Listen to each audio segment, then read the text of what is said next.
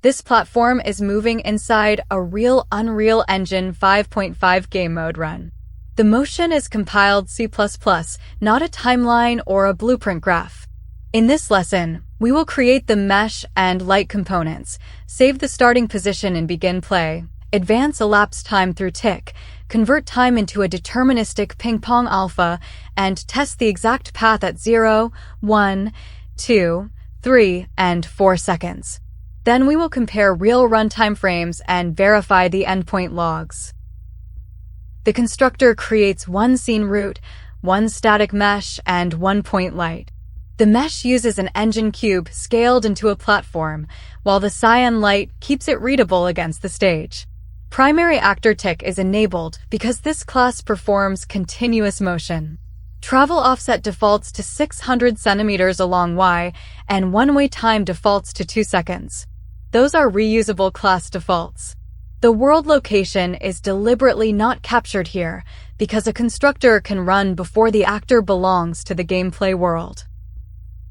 BeginPlay records get actor location as start location.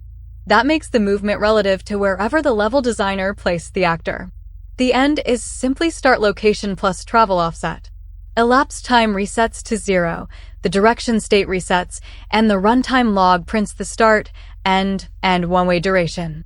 If we hard-coded a world position in tick, every instance would jump to the same coordinates. Capturing the place start once preserves level authorship, while C++ owns the motion rule. Tick receives delta seconds, the elapsed time since the previous frame. We add it to one accumulated elapsed time value, calculate the platform location from pure inputs, and call set actor location once. The platform does not move by a fixed number of centimeters per frame. Its position is derived from time, so 30 frames per second and 120 frames per second follow the same 2-second path. Keeping the path calculation in a separate static function also makes the difficult part testable without launching the level. One full cycle lasts twice the one-way time. Fmod wraps elapsed time into that cycle. Dividing by one-way time produces a phase from 0 to 2. While phase is below 1, alpha equals phase and moves toward the end. Above 1, alpha becomes 2 minus phase and moves back toward the start. Fmath converts that alpha into a world location. At 0 seconds, the platform is at the start. At 1 second, it is halfway. At 2, it reaches the end. At 3, it is halfway back, and at 4, it returns exactly to the start. These are 3 real frames from the saved moving platform map. The camera and 2 endpoint markers remain fixed.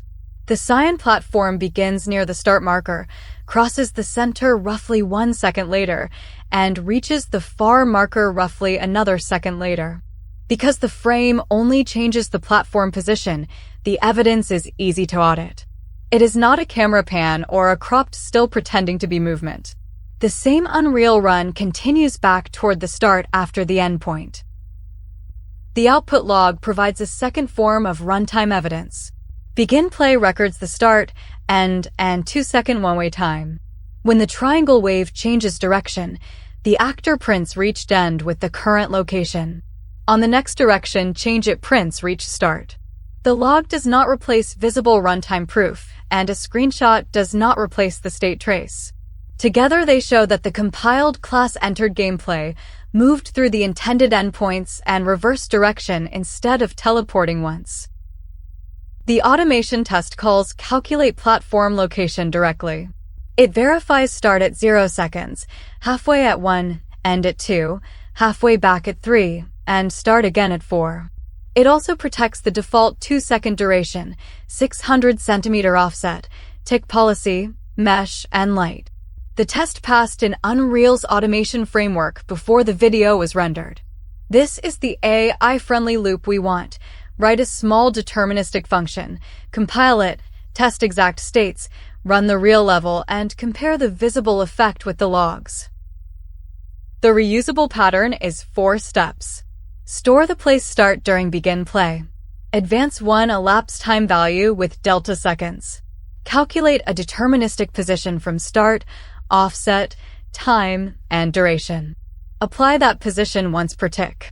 Use endpoint logs and a pure function test to make failures diagnosable. In the next lesson, we will reuse the same component-first approach to build a C++ overlap collectible.